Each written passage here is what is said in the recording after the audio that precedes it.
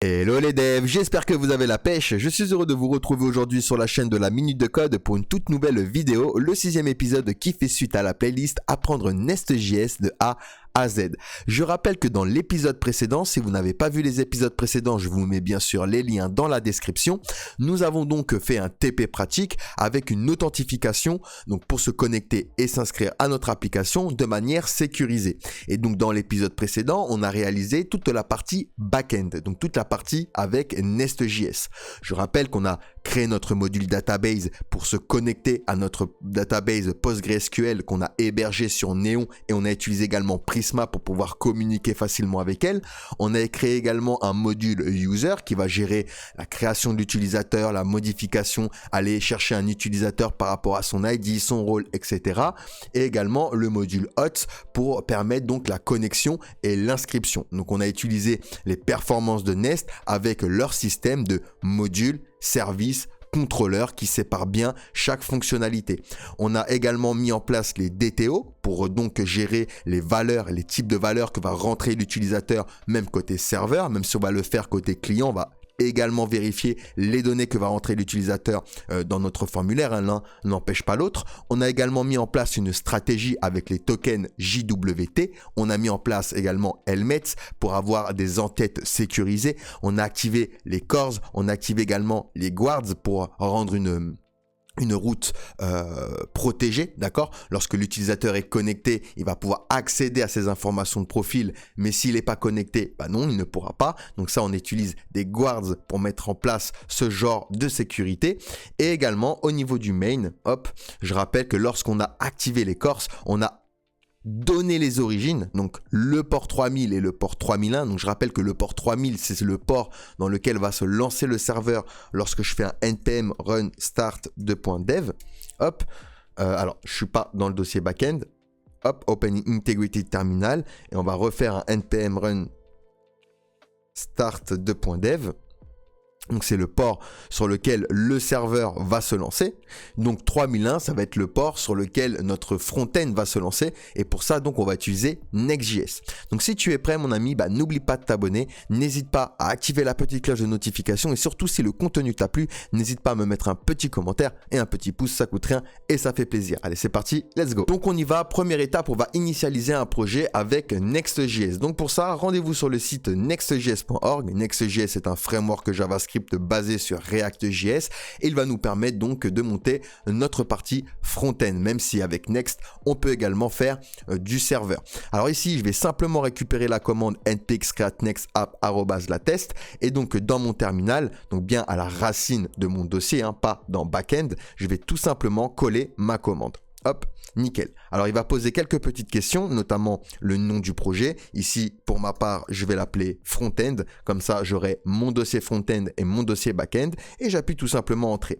Ensuite, il va nous demander si on veut utiliser la configuration par défaut. Donc par défaut, ça va utiliser TypeScript, c'est ce qu'on veut. ESLint, qui est une extension qui va vérifier les erreurs de syntaxe. Tailwind CSS, donc qui est un framework CSS. Et le AppRouter, qui est un système donc de Next pour pouvoir créer du coup des pages. Alors là oui, on va utiliser le système basique, le système par défaut, mais vous pouvez très bien le configurer vous-même si vous voulez ne pas activer certaines fonctionnalités ou activer certaines fonctionnalités. Donc une fois que ceci est fait, il va installer tout ce qu'il faut au niveau de notre dossier front-end, hein, il a bien apparu juste ici. Donc je vais faire un cd front-end pour switcher à l'intérieur de mon dossier front-end et je vais faire un npm run dev du coup pour lancer mon application et on voit que il se met bien sur le port 3001. Donc là, je vais tout simplement l'ouvrir au niveau de mon navigateur et j'ai bien le contenu de base, hein, qui correspond, si on va dans hop, app, et on va dans page, ça correspond à ceci. Donc là, si je fais un CTRL A et j'efface tout, et ensuite je fais un RFC qui est un raccourci. Alors si vous n'avez pas cette extension, vous allez dans extension et vous tapez ES7 React Redux React Native Snippet, c'est celle-ci qui vous permet de faire ce genre de raccourci clavier. Donc vous voyez ici, je fais un RFC. Hop, et ça va directement me créer mon export default function avec la page. Donc ici on est sur la page d'accueil et donc logiquement je vais faire home et si ici je fais hello, et et ben sur mon navigateur, je vais avoir mon Hello qui s'affiche juste ici. Donc vous voyez, c'est la page principale du coup de votre application. Donc ici, on est bon et première chose que l'on va faire, et ben on va créer du coup un store. Et pour créer un store, chez nous, on va utiliser Zusten. Alors c'est l'équivalent de React Redux, mais Zusten donc va nous permettre de créer ce qu'on appelle des stores et on va pouvoir créer des services et le store va utiliser ces services afin de gérer mieux le state dans votre application. Donc on va mieux gérer les données avec du coup Zusten. Donc pour ça, même histoire, on se dirige sur le site de Zusten, on va dans documentation. Ici vous avez l'introduction et vous pouvez retrouver, vous voyez, la commande pour installer du coup Zusten. Donc là, je la récupère.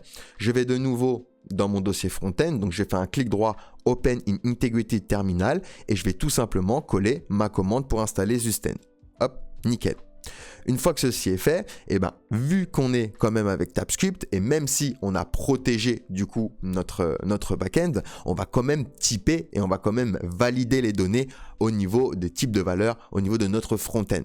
Donc pour ça, je vais créer directement au niveau de mon dossier front-end un dossier que je vais appeler type pour créer mes types, mes interfaces, etc. qui va me permettre de gérer toutes les données que je vais manipuler. À l'intérieur de type, je vais me créer un fichier que je vais appeler type.ts. Nickel, donc ici je vais exporter une première interface que je vais appeler hot et on va l'appeler states, hot states qui va correspondre du coup à l'interface que va respecter du coup mon store que je vais utiliser. Donc ici on aura quoi? Première chose, on aura le user. Là on a une erreur, c'est normal parce que cette interface n'existe pas encore. Donc ce que je vais faire un peu plus bas, je vais exporter une interface que je vais appeler user. Donc dans user, qu'est-ce qu'on va faire? Eh bien, on va typer les champs que l'on va recevoir. Je rappelle, dans Prisma, dans notre BDD, le user, il a l'ID, name, password, email, role, created at, updated at. Donc bien sûr ici, hormis le password qui, je rappelle, on l'exclut des données lorsqu'on retourne l'utilisateur, on va récupérer les autres données. Donc au niveau de notre type, ici, première chose, ID qui lui sera de type number. On aura également le name qui sera de type string. On aura l'email qui sera de type string. Le rôle, par contre, il sera soit admin, soit user. Donc, je rappelle, on a le choix entre les deux. Et enfin, donc, created at et updated at. Ce qu'on peut faire, c'est directement leur dire que ce sera un type string. On va le convertir directement en string si on doit manipuler ces dates-là. Une fois que ceci est fait, là, on a déjà notre première pierre au niveau de l'interface de notre store. On va récupérer quoi également? Le token JWT. Donc lui, c'est un string ou un null.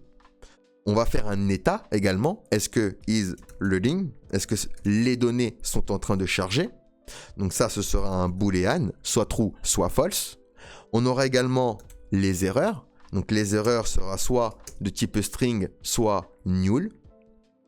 Alors, on va effacer ça, nickel. Et on aura donc les fonctions pour pouvoir se connecter. Donc, première fonction, la fonction pour la connexion. C'est une fonction qui aura pour paramètre donc les datas de connexion. Et ça, on va le typer également. On va lui dire que ça va respecter une interface qui va s'appeler login form data. Alors, oups, j'ai fait une petite faute ici. Login form data. Et donc ici, ça va nous renvoyer une promesse qui nous renverra un void. Donc un void, c'est un type qui signifie que la fonction ne va rien retourner. Donc même histoire, ici on a une petite erreur, c'est normal puisque elle n'existe pas cette interface, on va devoir la créer. Donc je viens un peu plus bas et je vais créer donc une interface que je vais appeler login form data. Donc ici, pour la connexion, on aura besoin de l'email et du password, tout simplement, rien de plus. Et donc là, on a typé notre fonction au niveau de notre interface pour le store. Et je vais faire la même chose pour les autres. Donc on aura un register. Donc lui, même histoire, il va y avoir les datas. Ça va respecter register data, form data, pour garder le même esprit de convention de nommage. Et même histoire, ça va nous renvoyer une promesse qui nous renverra un void. Et donc ça, on va le créer juste en bas. Donc on va exporter une interface, register form data. Et donc ici, on va avoir quoi en plus? Bah le nom, en plus de email et password. Donc on aura name, email et password, tout simplement. Ensuite, on aura la fonction pour la déconnexion, donc logout. Ici, ça va être une simple fonction qui renverra directement un void. Même histoire d'ailleurs pour nettoyer les erreurs. On aura clearError qui sera une simple fonction qui nous renverra un void.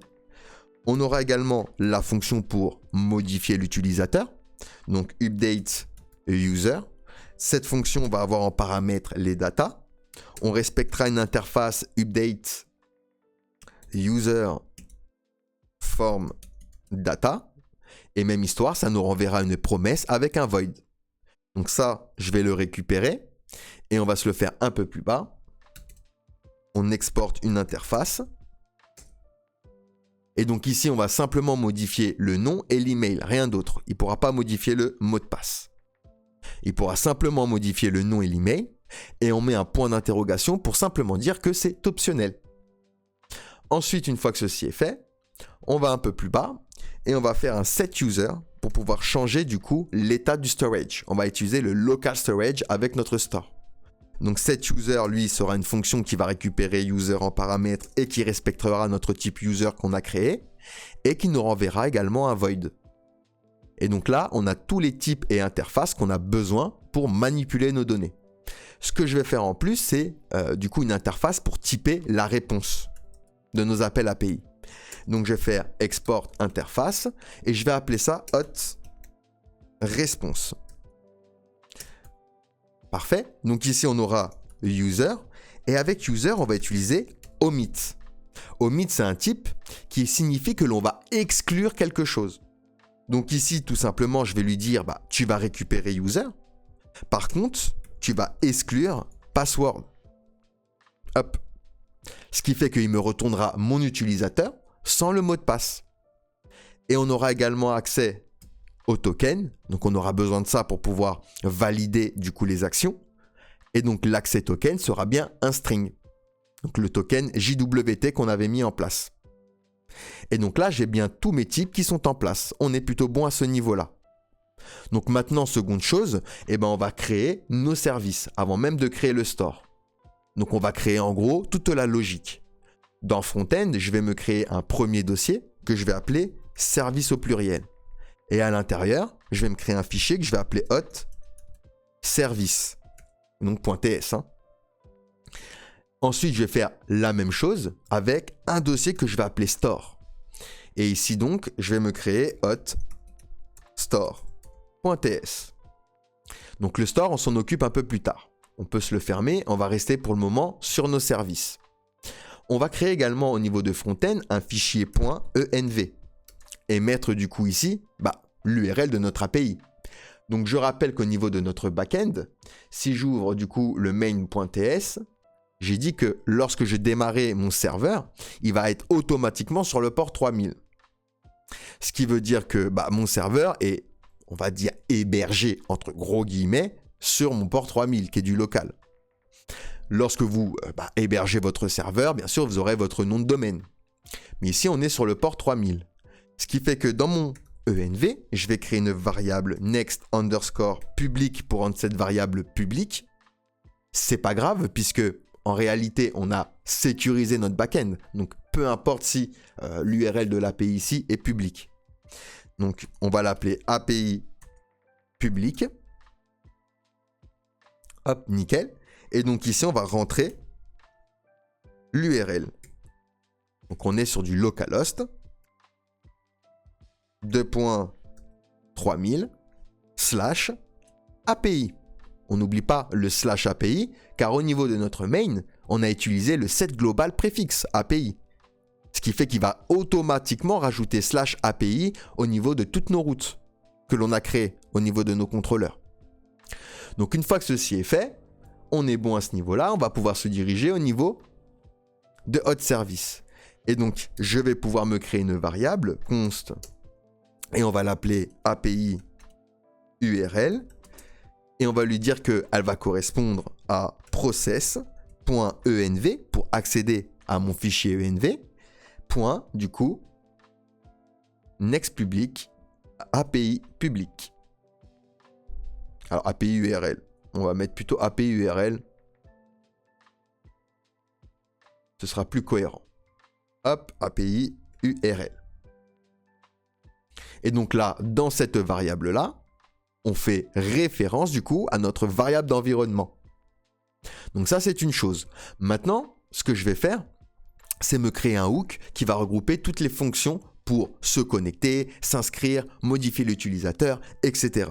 Donc je commence par exporter une variable que j'appellerai hôte service, égale, et donc là on va ouvrir nos accolades, et la première donc fonction que l'on va utiliser, c'est la fonction pour se connecter. Donc ce sera une fonction async qui veut dire que ça va être une fonction qui va être exécutée de manière différée dans le temps, et ça va nous renvoyer une promesse.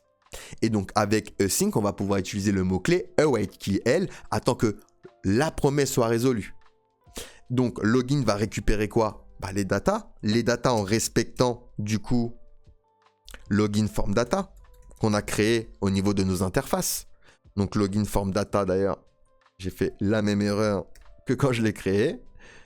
Voilà, qu'on n'oublie pas d'importer depuis notre fichier type. Le tout nous renverra une promesse, et cette promesse également, on va la typer avec hot response qu'on avait créé également pour typer les réponses. Et donc là, on va ouvrir nos accolades. Donc on va faire un const response est égal à await, donc on attend que la promesse soit résolue. On fait un fetch pour faire appel à notre URL API. Donc ici, on va faire un $accolade pour ouvrir donc les backtits, et on va faire référence à notre variable API URL. Et donc pour notre contrôleur, je rappelle que c'était slash en plus hot slash login. C'est ce qu'on avait créé au niveau de notre backend. Au niveau de notre contrôleur, si je viens l'ouvrir, on a bien ici notre route login.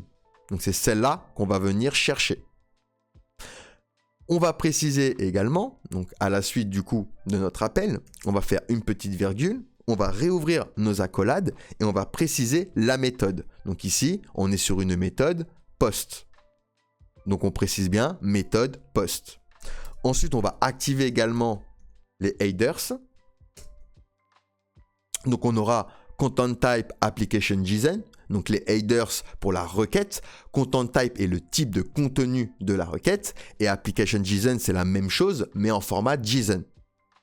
On va également accéder au body, donc au corps de la requête. Pour ça, à la suite, je vais faire un body et je vais utiliser JSON.stringify qui est une fonction qui va permettre de convertir les données en JSON. Et comme ça, on peut récupérer le corps de notre requête. Donc à la suite, alors, on va se mettre à la suite ici. On va lui dire const result, on va enfermer le résultat ici, et on va lui dire est égal à await response.json. Donc on enferme dans notre variable result la réponse de notre route, enfin de notre appel, en format JSON. Ici également, on n'oublie pas d'importer les types hot response, sinon il va y avoir une petite erreur. Ok, parfait. Si jamais, if, j'ai le contraire de la réponse, alors dans ce cas-là, on va renvoyer un true new error avec le message. Comme ça, on peut débugger. Sinon, on renvoie simplement le résultat. Et donc là, on a notre première fonction qui fonctionne avec notre serveur. On continue, donc à la suite. Ici, je vais simplement mettre une virgule. On est en train de faire un hook et grâce à ce hook, on va pouvoir accéder à plusieurs fonctions. Et on va faire la même chose pour la fonction d'inscription. Donc ce sera une async function, pareil, register, qui lui aura les datas, qui respectera register form data, qu'on n'oublie pas d'importer. Le tout renverra une promesse qui respectera du coup, une promesse en majuscule qui nous renverra du coup une hot response au niveau de notre type, c'est important. Et donc là, on va faire la même chose. Const response est égal à await. Et on va faire référence du coup à notre API. Donc ici, c'est API underscore URL. Et donc, c'est slash hot. Alors, pas à l'intérieur par contre des accolades. Slash hot/register. Donc ça, c'est la deuxième route de notre contrôleur. Ici, register. Et on est également sur une méthode post. Donc, je précise. Ici, je ouvre une nouvelle fois mes accolades. On est sur une méthode post. On est sur un content type application JSON. Enfin, un content type et un application JSON au niveau des headers. Et on transforme notre résultat en JSON avec body JSON stringify. Ok? Même histoire. Et la même chose, hein, on va faire exactement la même chose. Donc, on enferme le résultat. Const result est égal à await response.json. Si j'ai le contraire de la réponse.ok, on renvoie une erreur. Sinon, on renvoie le résultat. Parfait. On fait la même chose maintenant pour la modification. Async function, update user. Donc ici, on va recevoir cette fois-ci le user ID pour modifier le bon utilisateur. L'ID sera un type number. Et les datas. Les datas qui, eux, vont respecter update user form data, qu'on n'oublie pas d'importer. Le tout renverra donc une promesse qui sera typée cette fois-ci avec user, puisqu'on est en train de modifier l'utilisateur. Donc on ne va pas utiliser hot response. J'ouvre une nouvelle fois mes accolades. Alors je vais simplement agrandir ça pour qu'on voit un peu plus. Et donc je fais un const response est égal à await. On fait de nouveau un fetch. Donc sur API URL. Et donc ici, c'est /user/ et là, on va faire référence une nouvelle fois à l'ID. Donc c'est user ID qui va être placé en argument au niveau de notre paramètre. Donc on attend un argument ici. On attend même deux arguments. On attend l'ID de l'utilisateur et les données à modifier. Alors on n'oublie pas d'importer user également. Parfait. On va lui préciser également que cette fois-ci, on n'est pas sur une méthode post, on est sur une méthode patch. Je rappelle que dans notre hot control, alors elle n'est pas dans hot control, je dis des bêtises, elle est dans user control. Donc on a donc notre patch juste ici qui attend l'ID. C'est ce qu'on fait au niveau de notre fetch. User, pour accéder au module user ID, on lui fournit l'ID. Et donc je rappelle que là on est sur une méthode patch et non put. Je rappelle, put modifie l'entièreté de votre entité, tandis que patch va modifier partiellement votre objet, votre entité. On revient au niveau de notre service. On va préciser également les headers. Donc headers, on ouvre les accolades, content type et application JSON et authorization beer token. Et oui, on va préciser qu'on attend ici un token. Donc là, on a une erreur et le token, il faut venir le chercher. Ici, je vais faire une variable token est égal à local storage.getItem. Et on va chercher du coup celui qui a le nom token. Donc on va aller chercher dans le local storage le token JWT de l'utilisateur. Et on le donne également au niveau de l'autorisation pour autoriser du coup la modification. Et le tout, bien sûr, le corps en stringify. Ensuite, const result est égal à await response.json. Si j'ai le contraire de la réponse, on renvoie une erreur. Sinon, je renvoie le résultat. Ensuite, il nous manque quoi? La fonction pour aller chercher les données de profil. Donc, ça va être async gets profil. Donc là, ça va être une fonction qui va nous renvoyer tout simplement une promesse avec le type user. On récupère également le token. On fait un fetch cette fois-ci sur hot profil. Je rappelle que dans notre hot controller, elle correspond à ceci et elle est protégée par un useguard. Donc on attend également l'autorisation. D'où dans le service, on va lui dire headers authorization beer token. Ça c'est important parce que sinon il ne pourra pas accéder. On a monté un guards. Hop, à ce niveau-là. On a monté un guards qui, je rappelle, vérifie que l'utilisateur est bien connecté. Alors, hop, je reviens au niveau de mon service qu'il m'a fermé. Parfait. Le résultat, on l'enferme donc dans une variable. Si j'ai le contraire de la réponse, une erreur. Sinon, on renvoie le résultat.user. On renvoie l'utilisateur directement. Et donc là, j'ai tout simplement mes services, ma logique, service qui communique avec ma BDD. Mais on ne va pas l'utiliser tel quel. Non, on va utiliser du coup le store. Donc je ferme tout ça.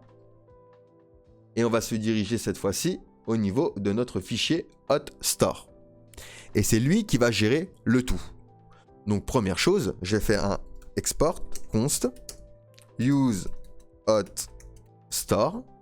Alors, oups, on va écrire une bonne convention. Voilà. On va utiliser donc la méthode create de Zustend qu'on vient importer. Donc je rappelle, Zustend, on l'a installé au préalable. Create va respecter du coup hot states, c'est le type que l'on avait créé justement pour notre store. Et ici donc on va ouvrir nos parenthèses sans rien dedans. On va une nouvelle fois ouvrir nos parenthèses et ici on va utiliser persist. Alors persist. Alors persist bien sûr, on va venir l'importer depuis Zustend/middleware. Donc comme son nom l'indique, c'est un middleware, donc une fonction qui va permettre de stocker les données du store dans le local storage. Et ici, on va avoir deux fonctions. On va avoir une fonction qui va regrouper en fait en paramètres set et get. Get est une fonction qui permet de récupérer les données du store. Set est une fonction qui permet de mettre à jour les données du store, tout simplement. Donc c'est égal, et là on va une nouvelle fois ouvrir nos parenthèses et nos accolades.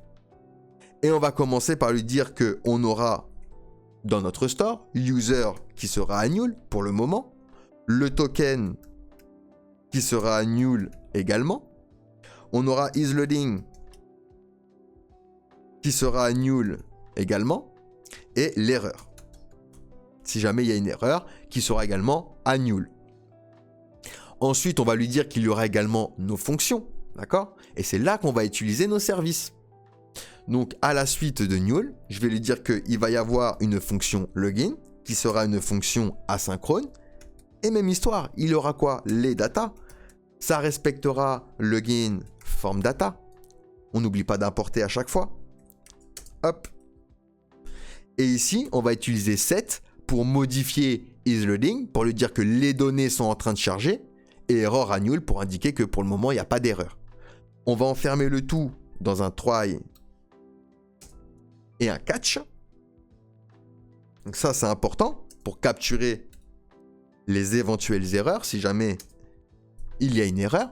Donc si jamais il y a une erreur, on va faire un set et on va venir modifier l'erreur avec error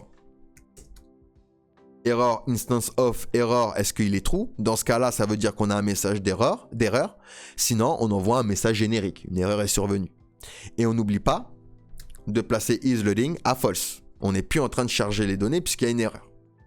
Au niveau de notre try, je vais faire un const result est égal à await. On attend que la promesse soit résolue. On accède à hot service point login pour accéder à la fonction login en lui plaçant du coup nos data. Et on va donc donner dans le local storage point setItem pour changer du coup le token avec le token dans le résultat. Comme ça, dans notre storage, on obtient le token à la connexion de l'utilisateur et on le met directement dans le local storage. Et comme ça, on va pouvoir accepter du coup ces fonctions.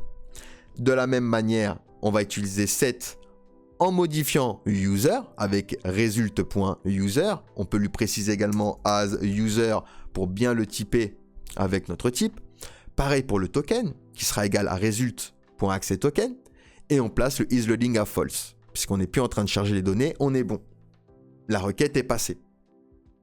De la même manière, je vais faire la même chose pour l'inscription. Donc on aura register. Ce sera également une fonction asynchrone qui va récupérer les datas.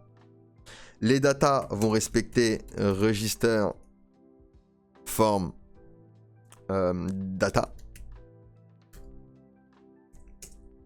Le tout nous renverra un set. Là, on vient une nouvelle fois modifier le isLoading à true et l'erreur à null. On va également, hop, faire un try et un catch, capturer les éventuelles erreurs. Même histoire, si on a l'erreur, on peut balancer une erreur. Sinon, on utilise notre fonction register avec les datas. On modifie également le token au niveau du local storage et on modifie du coup les données. On va rajouter également ici, alors true, error. Parfait. Nickel. Ensuite, on a quoi? On a la fonction logout. Donc, elle aussi, il va falloir l'indiquer au niveau de notre store. Donc, pour la déconnexion. Ça va être une fonction, alors, hop, qui va faire un local storage remove item. Donc, on va enlever le token directement depuis le local storage, puisqu'il se déconnecte. Et donc, user, on le place à null, token, on le place à null, error, on le passe à null. Et isLoading, on peut le passer à false. On va faire la même chose pour la modification. Donc, c'est update user. Donc, ce sera une fonction asynchrone qui, je rappelle, va récupérer les datas avec notre useFormData. Hop, notre interface, on n'oublie pas. Il n'est pas corda. Ah oui, il attend. Pourquoi il y a une erreur? C'est parce que là, il attend deux arguments. Il attend les datas, mais également l'ID. Le user ID. Alors, hop, pardon.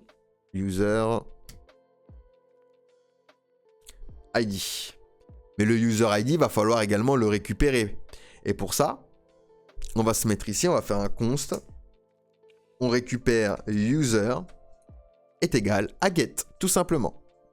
Si jamais j'ai le contraire de user, tu return, tu fais rien. Et ensuite, on place loading à true, error à null. Et on fait du coup notre try et catch. Donc dans notre try, pareil, on utilise du coup update user avec donc l'ID et les datas. Et on vient modifier le user avec le résultat. Et on peut placer le loading à false. En cas d'erreur, on vient faire pareil, une instance. Alors ça par contre, je ne le veux pas. Hop, on fait une instance, on modifie l'erreur. Et on place isLoading à false comme on a fait tout à l'heure. Ensuite, il nous manque pour clear les erreurs. Donc je vais faire clear error. Ça va être une fonction qui va simplement utiliser set et qui va placer error à null. Comme ça, on clean toutes les erreurs. Et set user. Set user, qui lui sera une fonction qui va récupérer user qui respectera notre type user et qui va changer du coup le storage avec set user. Maintenant, au niveau de notre name, on va l'appeler bien hot storage. Et ici, on va utiliser, alors pas le storage comme ça, on va utiliser partialize. Partialize. Donc ici, on aura une fonction qui va récupérer le state. À l'intérieur, user qui correspondra à user state.user et token state.token. Partialize est une fonction qui va permettre de ne pas stocker toutes les données dans le store. Elle va stocker simplement les données qui vont changer. Donc ça, c'est assez pratique. Et donc là, on a bien notre store qui est en place. Alors, on a isLoading ici. On va le placer à false et non à null. On a bien notre store qui est en place, notre service qui est en place. Donc, on va pouvoir maintenant commencer à créer notre front-end. Mais avant, on va créer des schémas de validation avec Zod. On aura deux formulaires. Un formulaire pour la connexion, un formulaire pour l'inscription. Bien sûr, on va faire logiquement un formulaire, un composant formulaire qui va être servi pour être utilisé pour les deux. Mais on aura quand même deux schémas de validation différents. Donc ça, je vais devoir me le créer. Et pour ça, on va utiliser la dépendance Zod. Donc on fait un npm install Zod. Alors, on va bien être dans Front-End pour l'installer dans le bon dossier. Ensuite, dans Front-End, je vais me créer un dossier que je vais appeler schéma. Et à l'intérieur, je vais me faire un hot schéma.ts.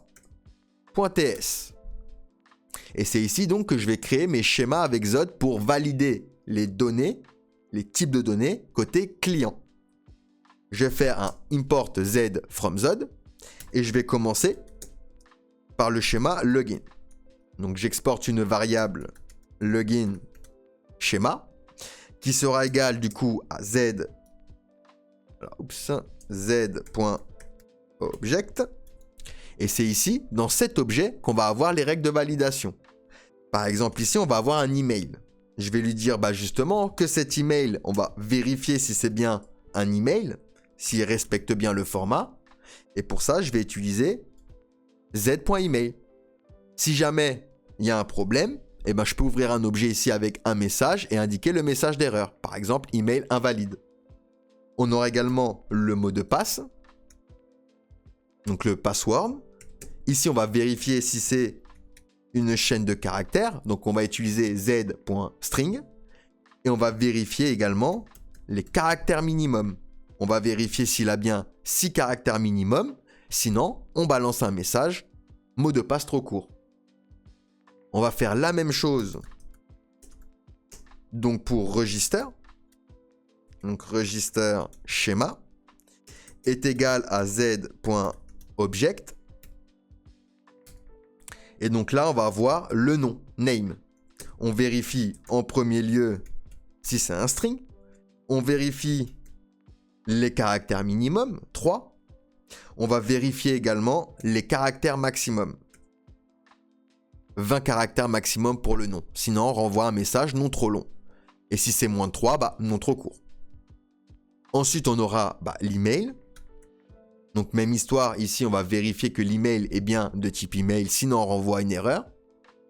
Et le mot de passe. 6 caractères minimum. Et on va rajouter également un max. On va lui dire, par exemple, 50 caractères maximum. Et donc là, j'ai mes deux schémas pour mes formulaires de connexion et d'inscription. On va faire la même chose pour la modification, puisqu'on aura un formulaire de modification. Donc on va appeler update user schéma est égal à z.object. Et donc là, on va avoir quoi? Le nom, déjà, qui sera donc une chaîne de caractères. On vérifie pareil que pour l'inscription, le minimum et le maximum au niveau de nos caractères, et on lui dit qu'il est optionnel. Parce qu'au niveau de la modification, il n'est pas obligé de le modifier. Pareil pour l'email. On vérifie si c'est bien un type email, mais on va lui dire que c'est optionnel. Ensuite, je vais simplement exporter mes types. Donc, export type. Donc, on va exporter les types pour login form data, register form data et updated form data. Et donc là, on a mis en place nos schémas de validation. On va pouvoir commencer à coder notre front. Alors, première chose, je vais aller chercher ChatCN, qui est une bibliothèque UI qui va nous permettre de monter notre interface assez rapidement. Vous allez dans UI.chatcn.com, vous cliquez sur Doc, Next.js, et vous allez récupérer la commande. Hop, copier. Et je vais le mettre ici, au niveau de mon terminal, veillez à bien être dans Front-End. Il va me demander si je veux continuer le process, oui. Ensuite, les couleurs, les bases colors, on va rester en neutral et on accepte. Une fois que ceci est fait, vous voyez, j'ai des fichiers, des dossiers qui sont apparus. Maintenant, si je veux ajouter un composant au niveau de ChatCN, par exemple, si je veux rajouter les cartes, je me dirige dans Cartes, je récupère la commande et je vais faire tout simplement la commande dans le terminal. Ce qui fait qu'il va me créer un dossier component UI avec le composant carte ici que je vais pouvoir utiliser. Donc même histoire pour tous les composants. Si je veux récupérer les boutons, pareil, je vais chercher la commande bouton. Je clique sur Entrée et je vais avoir donc mon bouton, vous voyez, apparaître ici. Et je vais pouvoir utiliser du coup toutes sortes de composants. D'ailleurs, on va installer également, les labels, puisqu'on est avec des formulaires. Et on va également installer les inputs. Hop. Voilà, comme ça on a nos boutons, nos cards, nos inputs, nos labels. Ça, c'est des composants prédéfinis qu'on va pouvoir utiliser. Comme ça, on monte l'interface bien. Donc ça, c'est une chose. Une fois que ceci est fait également, on va installer React Hook Form. Alors pour ceux qui ne connaissent pas, Alors ça, on va se le garder de côté si jamais on en a besoin. React Hook Form. C'est une librairie qui fonctionne avec React, qui va nous permettre donc de gérer les formulaires de manière simplifiée. Donc même histoire, ça on va devoir l'installer. Vous pouvez cliquer sur Get Started et récupérer le npm install React Hook Form. Et dans le terminal, hop, pareil. Alors, React Hook Form, j'ai effacé le M. J'installe ma dépendance au niveau de front-end. Alors attention ici, petite nuance, on utilise Z. Donc on va avoir besoin d'un resolver. Donc je vais en plus installer un @hook, donc hookform /resolvers pour pouvoir utiliser le resolvers et connecter mes schémas Z à React Hook Form. Donc on va en avoir besoin. Et je vais également installer du coup une bibliothèque d'icônes.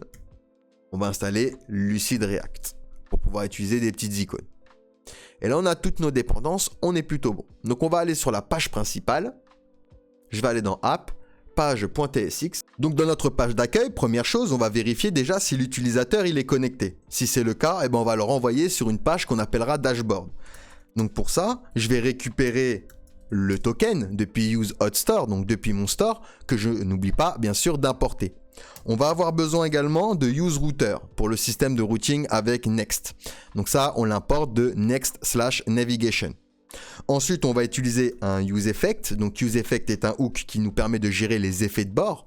En premier lieu, il va y avoir une fonction. En second lieu, un tableau de dépendance. C'est-à-dire que si vous le laissez vide, il va s'exécuter qu'une seule fois. Si vous mettez quelque chose à l'intérieur, notamment ici token et route, donc si token change et la route change, alors dans ce cas-là, il va réexécuter la fonction. On n'oublie pas également d'importer useEffect. Vu qu'on utilise useEffect, on va devoir déclarer ici useClient pour dire à Next qu'on est en train de faire un rendu côté client. Parce que de base, le comportement de base de Next quand vous créez une page, c'est de le rendre directement côté serveur.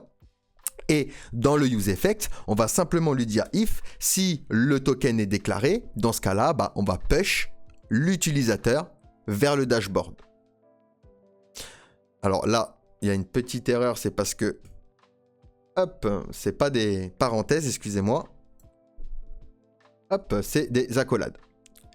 Ensuite, on va lui dire également if token. Donc, si token est déclaré, alors là, on va rien faire. Mais si jamais, par exemple, vous avez un loader, vous pouvez très bien retourner un loader. Le temps de la redirection. Ensuite, dans Components, on va se créer un fichier qu'on va appeler sign in and sign up form.tsx. RFC pour le raccourci, et ça va être notre formulaire pour l'inscription, mais également pour la connexion. Et donc ça, on va venir se l'importer directement ici, ce composant. Vu qu'on va retourner que ce composant, on peut le mettre directement comme ceci, et on n'oublie pas de se l'importer. Et donc là, pour le moment, on n'a rien. On a simplement sign in and sign up form qui représente du coup le contenu ici. Alors ce qu'on va faire, hop, on va réduire ça. Et on va se mettre ça ici. Parce qu'on n'a pas besoin de tous ces onglets. On va rester comme ça on voit ce qu'on fait. Donc on va commencer par notre formulaire. Première chose, comme je vous ai dit, on va utiliser un seul formulaire pour la connexion et également pour l'inscription. Donc première chose, useClient, puisqu'on va utiliser React Hook Form. Et je vais me créer un type que je vais appeler form data. Et donc form data sera soit login form data, soit register form data. Et ça, bien sûr, on n'oublie pas de se les importer depuis nos types. D'accord? C'est les types qu'on l'on avait créés. Comme ça, à partir de ce type-là, on va pouvoir toggle notre formulaire, inscription, connexion. Ensuite, seconde chose, on va créer un states pour vérifier justement, pour pouvoir toggle justement le formulaire. Donc, on va faire const, on va ouvrir, nos crochets, et on va donc donner un nom au states, on va l'appeler isLogin. Donc ça représente notre states. On aura set isLogin qui lui va représenter la fonction qui va changer ce state. Et donc là, on va lui dire est égal à useStates et on le fait démarrer à true.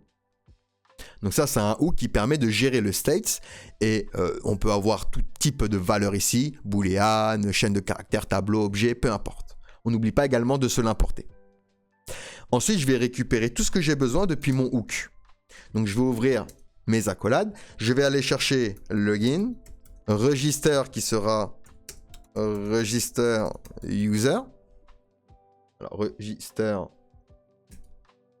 user. On va prendre également is loading. Error pour pouvoir afficher des erreurs. Et clear error pour pouvoir donc nettoyer les erreurs. Donc ça vient depuis mon hook use hot store. Hop. Donc on vient chercher toutes les fonctionnalités et states qu'on a besoin. On va également récupérer le routeur. Const router est égal à use router. On n'oublie pas également de venir se l'importer.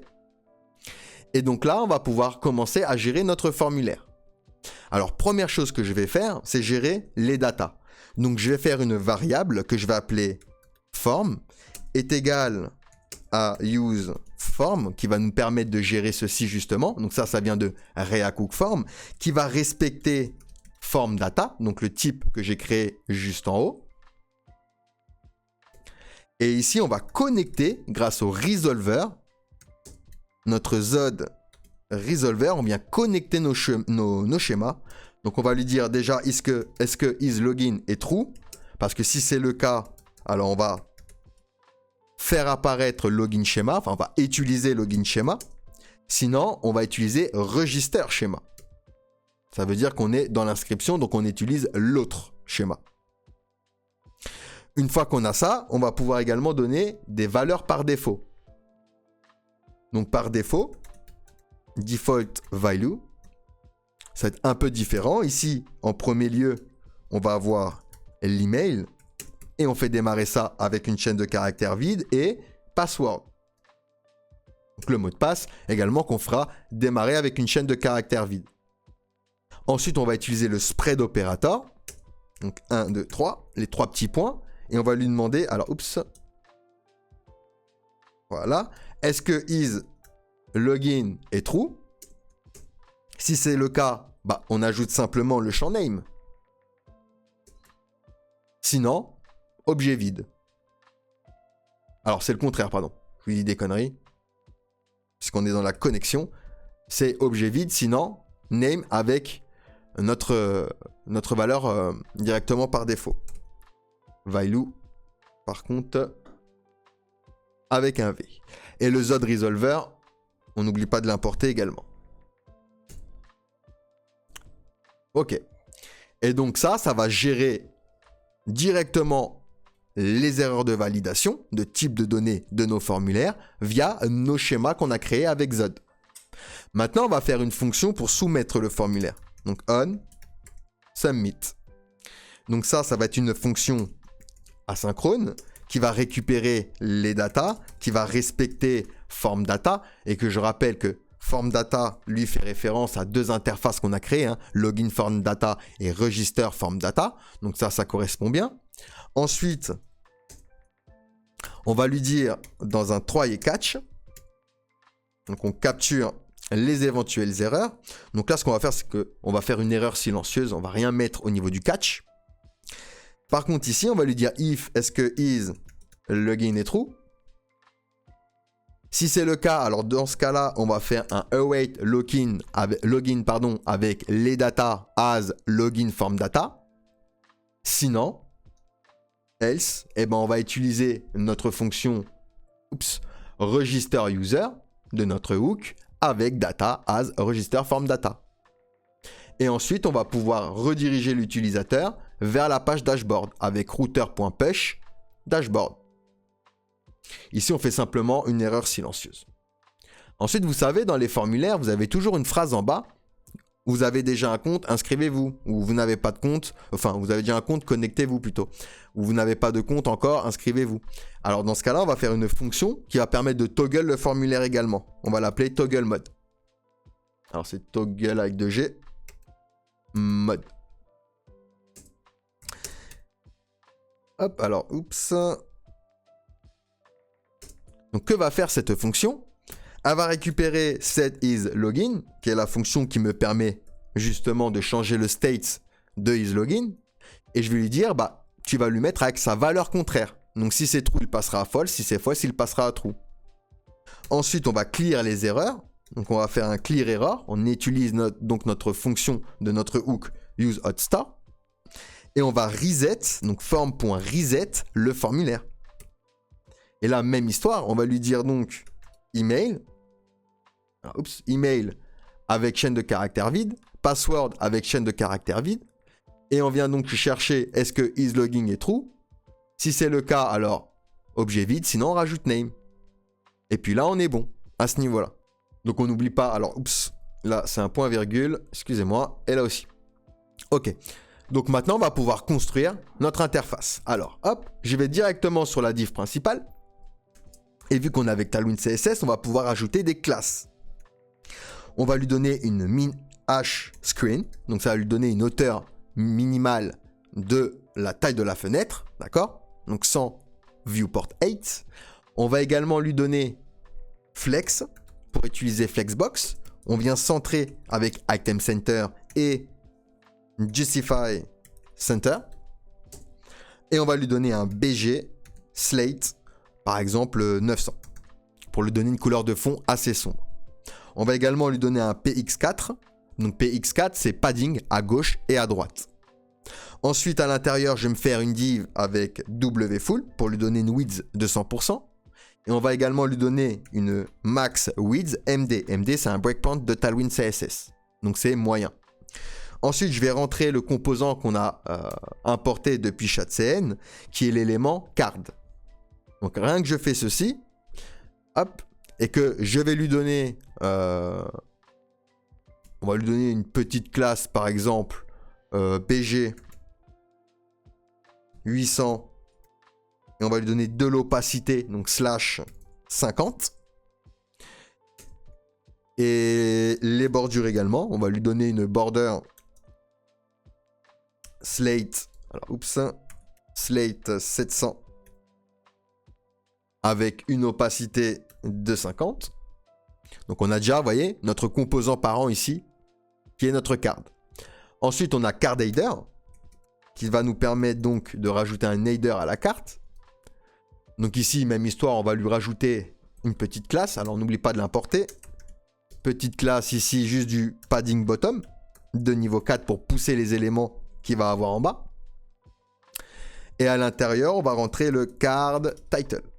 Title. Hop. Alors, j'ai oublié ici, pardon, une cote. C'est pour ça qu'il n'est pas content. Donc, card title. Nickel. Dans la card title, eh ben, on va jouer sur l'état de isLogin. Si isLogin est true, alors sign in. Sinon, sign up. Et on va lui donner également des petites classes. Donc, on va lui donner un text white déjà, parce que il est en noir sur un fond assez sombre, donc on le voit pas très bien. Et donc là, on a bien sign in. Et donc, si je transforme mon state en false, je vais avoir sign up.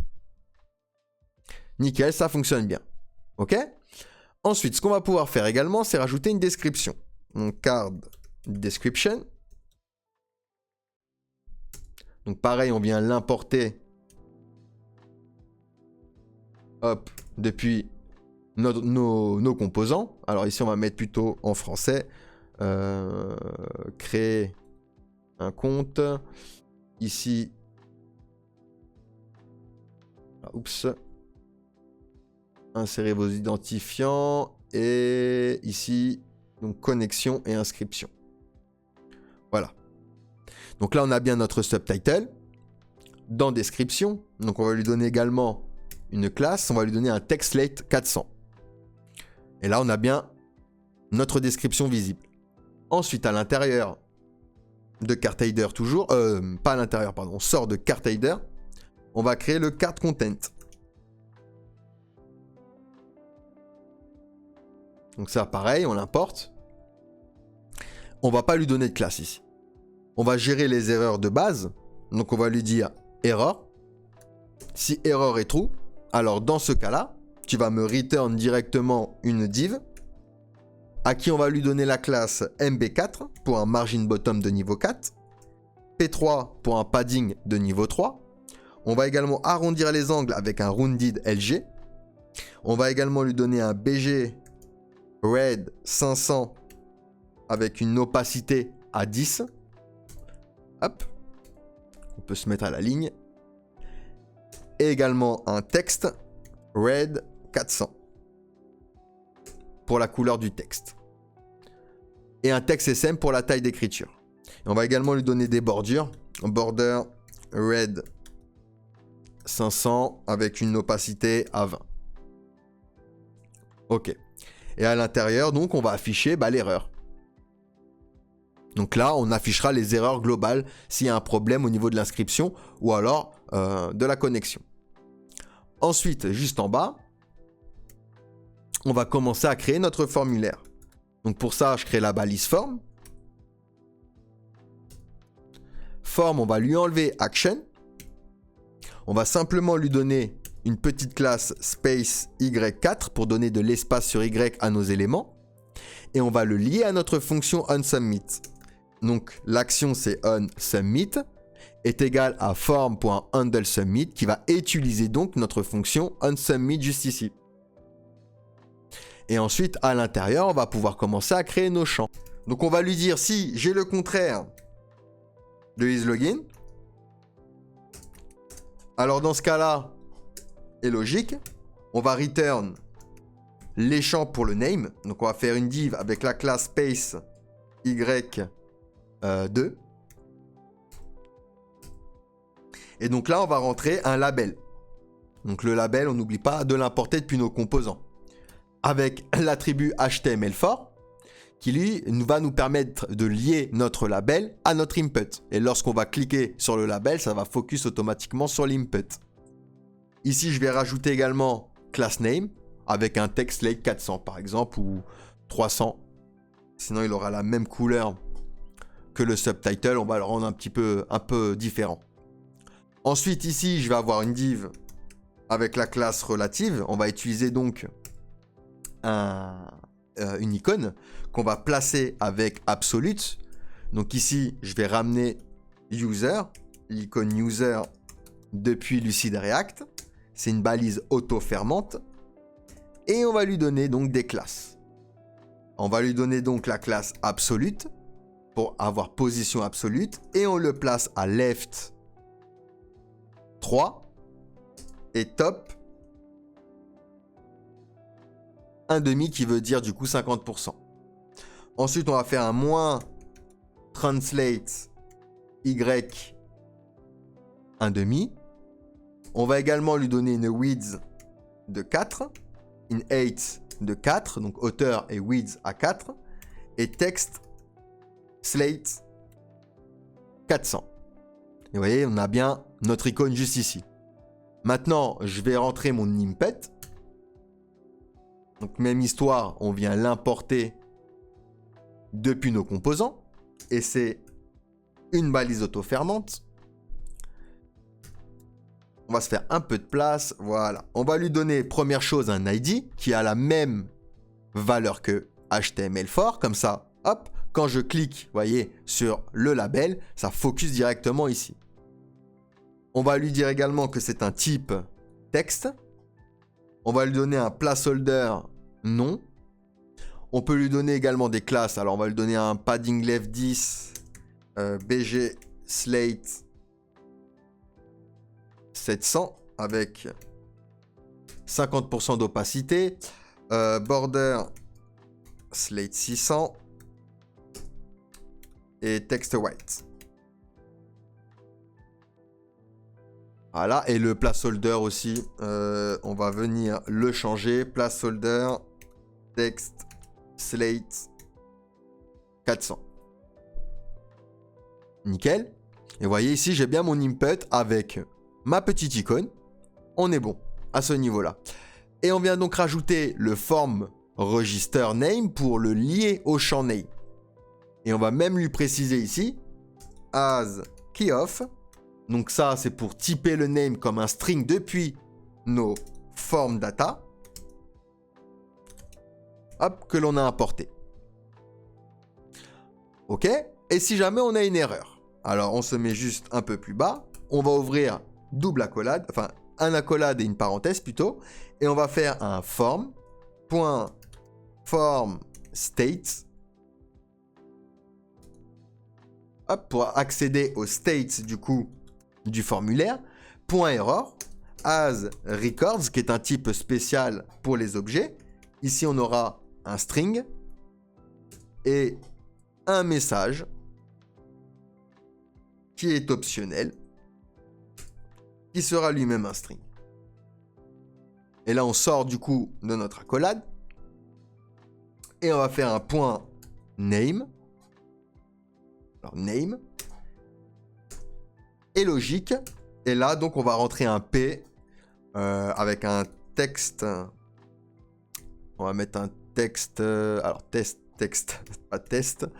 En rouge. Parce que c'est une erreur. Et un texte SM. Et donc, à l'intérieur, même histoire, on va afficher donc l'erreur. Donc, j'ouvre mes accolades et mes parenthèses. Et je vais lui dire donc form.form_state.error as records. Donc, on a dit que c'était un string. Et le message, qui est optionnel également, est un string. .name .message. Et donc là, on a bien notre schéma d'erreur, notre erreur qui va s'afficher en dessous de notre input lorsque le champ name ne sera pas valide. Ce qu'on peut faire maintenant, c'est récupérer tout ça. Hop, CTRL-C. Et je vais venir le copier en dessous. Et on va faire les autres champs. Donc ici, on aura le champ email. Donc, on change le nom.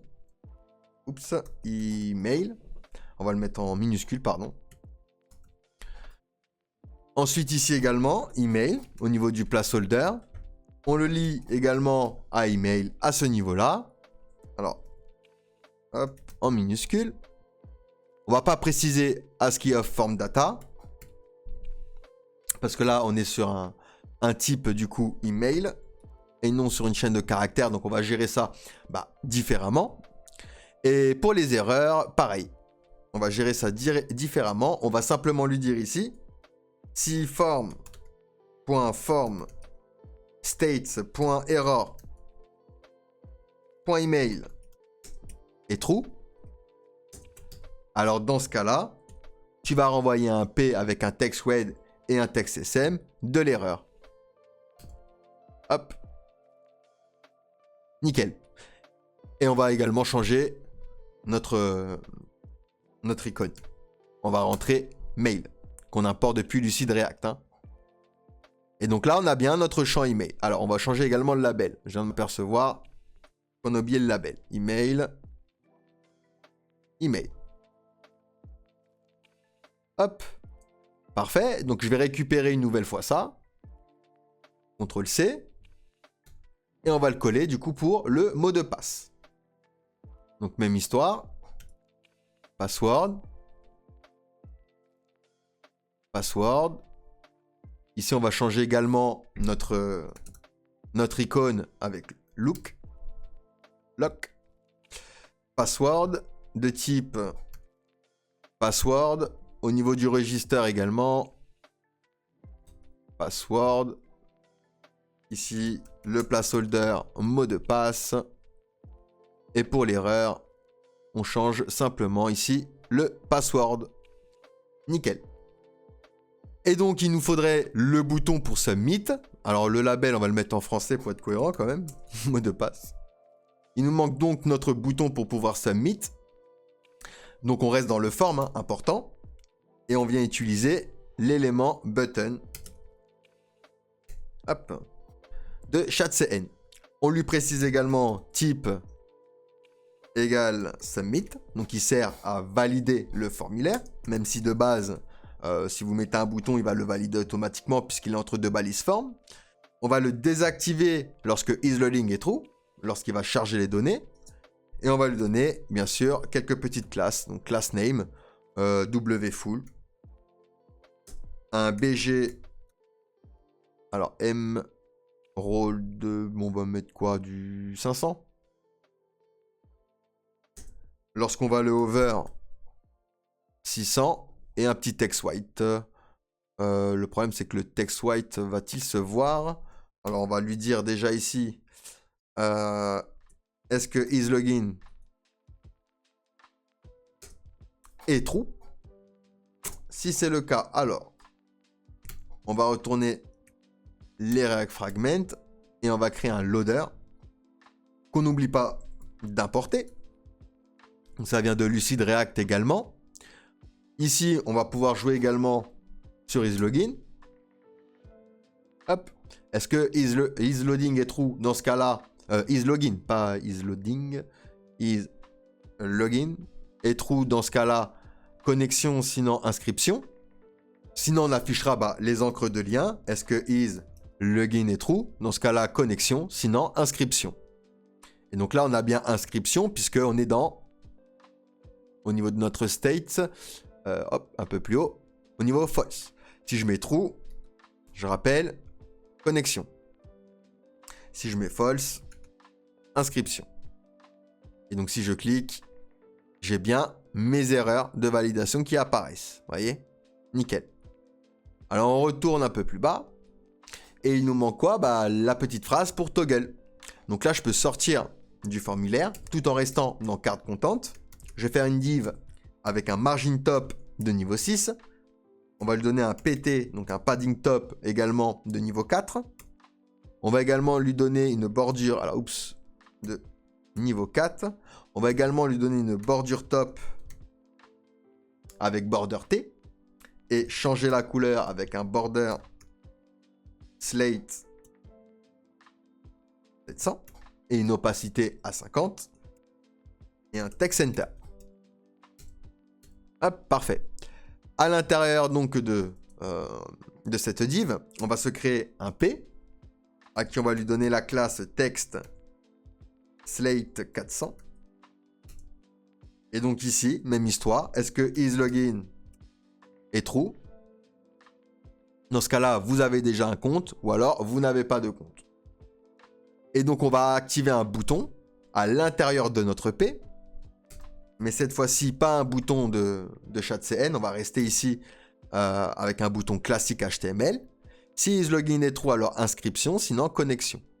Et ce qu'on va faire également, c'est qu'on va lui dire ici type bottom. On click, on va lui donner notre fonction toggle mode. Et on peut également lui donner une petite couleur. Bon, il lui a donné. Nickel. Alors, ce que je vais faire également... Petit espace.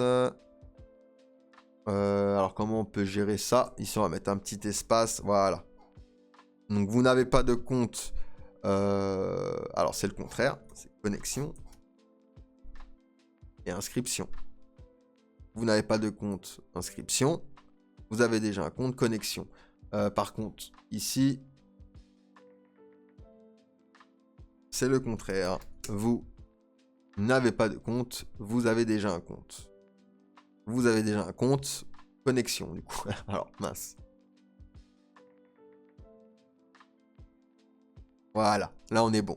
Vous avez déjà un compte connexion, vous n'avez pas de compte inscription. Ok, on est bon à ce niveau-là. Maintenant, ce qu'on va devoir faire, c'est la page dashboard. Dans App, je vais ajouter un dossier, dashboard. Et à l'intérieur, je vais me créer une page, donc page.tsx. Ici, on va faire un RFC. Et on va la nommer dashboard page. Maintenant, testons. Testons si je commence à m'inscrire. Donc là, on va mettre un email de test. Hop. Et un mot de passe. Donc, je clique sur m'inscrire. Et je suis bien sur la page dashboard. Ok. Est-ce que dans ma base de données, si je vais au niveau de ma table et que je la refresh, Est-ce que j'ai bien mon utilisateur? Oui, j'ai bien mon utilisateur Jonathan avec mon email, mon password qui est bien haché. Et donc ici, on a bien utilisé notre serveur Nest.js pour créer notre utilisateur.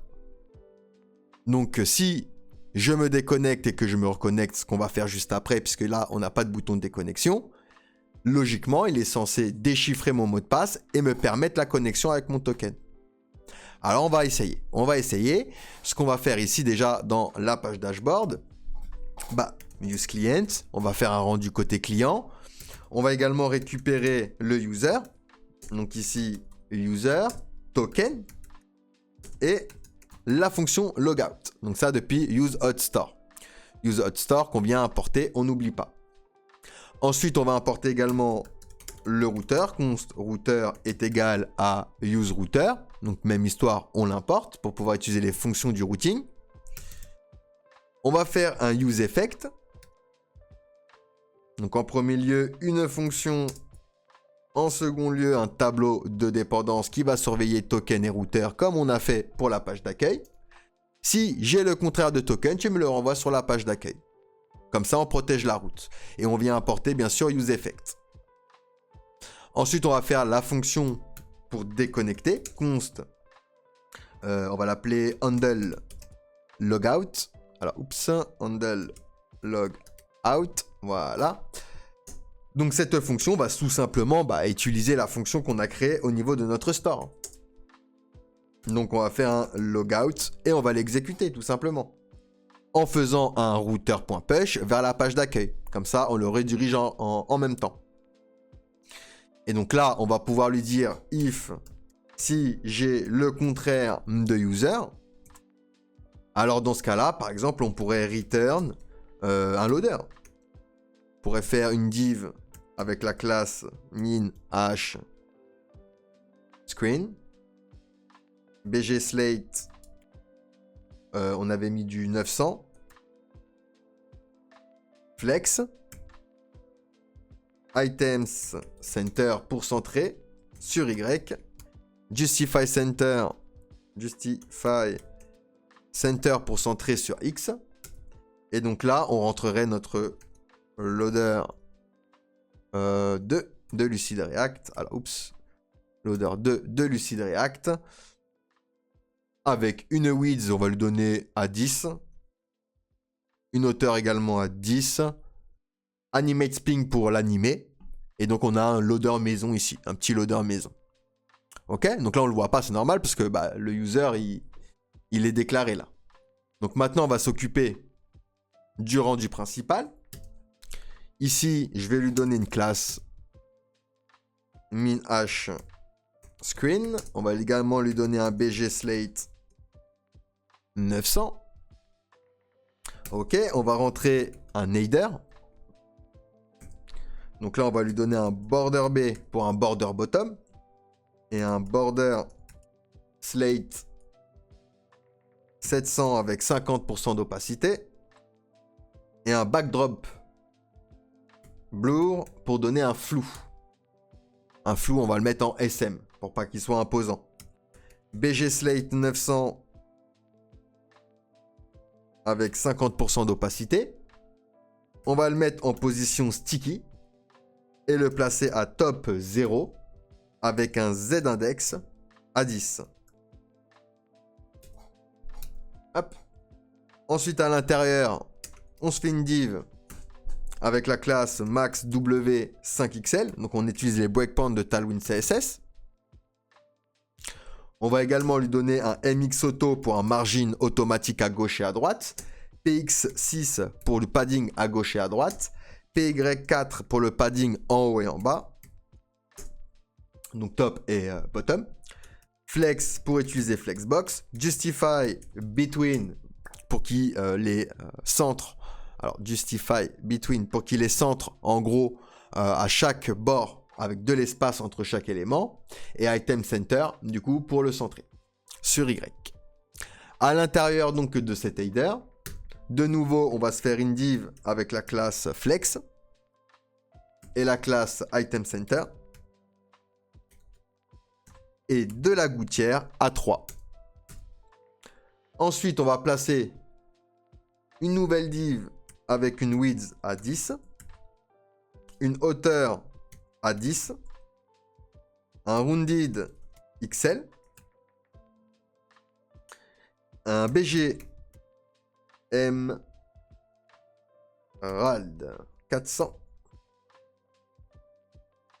Flex, Item Center et Justify Center. Ok, et donc là, on va rentrer le nom de l'utilisateur dans un span. Un span, pardon. Un spam. Text slate 900 au niveau de la couleur et un font bold. Font bold pour la graisse d'écriture. On va également lui donner un texte LG pour la taille.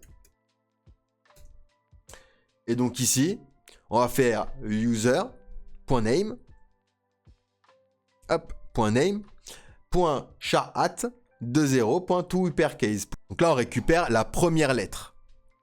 Donc là, on le voit pas parce que on lui a donné la même couleur de texte que le background. Voilà, white. Et on a bien la première lettre du coup de mon prénom qui est apparue. Ok, donc je sors de ces deux divs. Et maintenant, on va afficher le username entier et l'email. Donc je vais faire une div et un H1.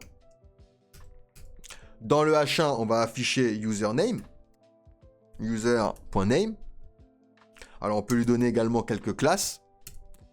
Notamment un text white et un font semi-bold.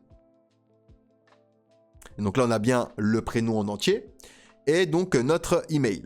Donc ici, je vais rajouter un P avec un text slate 400 et un texte SM. Et donc, on va afficher le user email. Et j'ai bien l'email ici. Nickel. Et on récupère bien les données.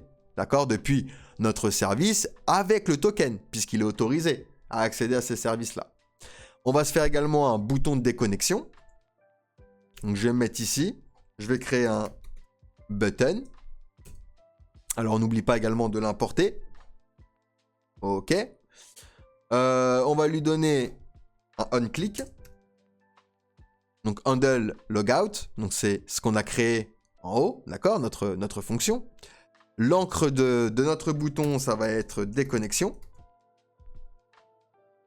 OK. Par contre, la variante, on va pas mettre outline. On va donc... alors, attendez. Tac. Effacer un truc en moins. Quoi que si on peut le laisser en outline, en réalité. Ok, ouais, on peut le laisser en outline. Par contre, on va le placer parce qu'il n'est pas très bon. On va lui donner déjà un curseur pointeur et un margin left à 10 pour voir. Pour le pousser un petit peu. Et un margin bottom 3. Ok, on va quand même le pousser un peu plus. Ok, comme ça il est bien ici. Et là on a bien notre bouton déconnexion. Ok? On est bon, on est bon. Alors, peut-être le placer un peu plus haut. Alors, oups. Peut-être le placer un petit peu plus haut. Alors, aïe. Tac. Bon, on pourrait le mettre là. Bon, allez, on s'en fout. On peut le mettre là, à la limite. Et ensuite, ici, donc, notre formulaire pour la modification. 5XL. On va lui donner un MX auto pour le centrer. PX à 6. Et un PY à 10. Ok. On va rentrer donc un élément card. Cette card, on va lui donner également une classe. Class name. On va lui donner un BG slate 800. Alors, oups, j'étais en majuscule, pardon. BG slate 800 avec une opacité à 50%. Et un border slate 700 avec une opacité à 50%. Comme ça, on a bien ici notre carte qui apparaît. On va lui ajouter un card title dans un card header, bien sûr. Alors, oups. Card header. À l'intérieur, un card title. Dans le card title, on va mettre modifier votre profil. On va également rajouter une petite icône. Pencil de Lucid React. Donc, je rappelle, c'est une balise auto-fermante. Et on va lui donner alors une width. Alors peut-être pas ça. On va lui donner plutôt un texte Emerald. Alors Emerald de 400. Pour être cohérent. Et on a bien notre icône. Ok. Card title, on va lui donner également class name. Déjà text right, flex, item center pour centrer l'icône et le texte. Et gap 2 pour donner de l'espace entre nos éléments. Et on a bien ici du coup notre carte. Ok. Il nous manque quoi? Bah, il nous manque tout simplement à rentrer notre formulaire. Donc là, je vais rentrer un card content. Et dans carte content, on va se créer un formulaire. Donc, dans composant, on va l'appeler update user form .tsx. On va tricher un petit peu parce que c'est un petit peu la même chose que ce qu'on a fait au niveau de notre sign et sign up form. Et on vient l'importer ici. Donc, update user form. Hop et hop.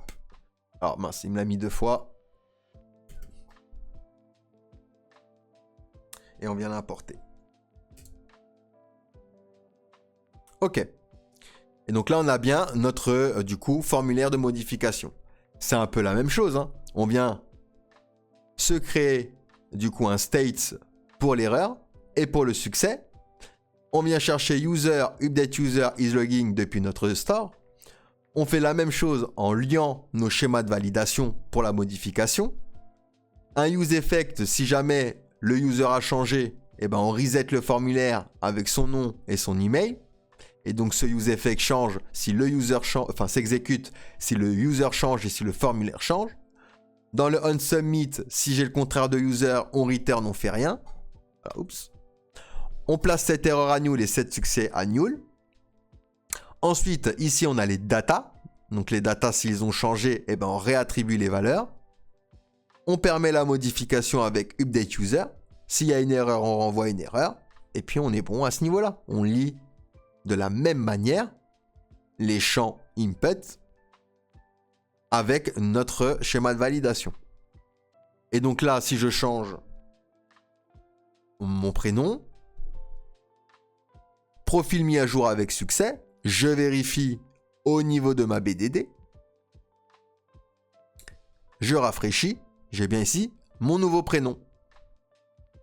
Et le tout, bien sûr, sécurisé et qui intervient avec mon back-end.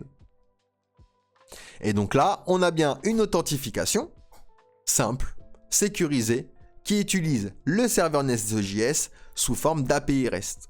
Si je clique sur déconnecter, je suis bien déconnecté.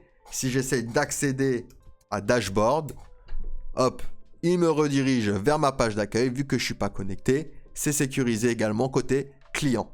Et de plus, au niveau de notre front-end, on fait appel qu'à une API. On n'expose rien. Vous voyez, on n'a rien exposé qui pourrait nous causer problème. Et c'est donc la fin de cette vidéo, j'espère que le contenu vous a plu. Si c'est le cas, n'hésitez pas à me mettre un petit pouce et un commentaire, ça coûte rien et ça fait plaisir. N'hésitez pas à vous abonner, à activer la petite cloche de notification pour être au courant des dernières sorties de vidéos, à rejoindre le site laminutedecode.com. Il y a également l'application mobile qui est disponible sur iOS et Android. Tous les liens sont dans la description et je vous dis à la prochaine les amis, ciao ciao.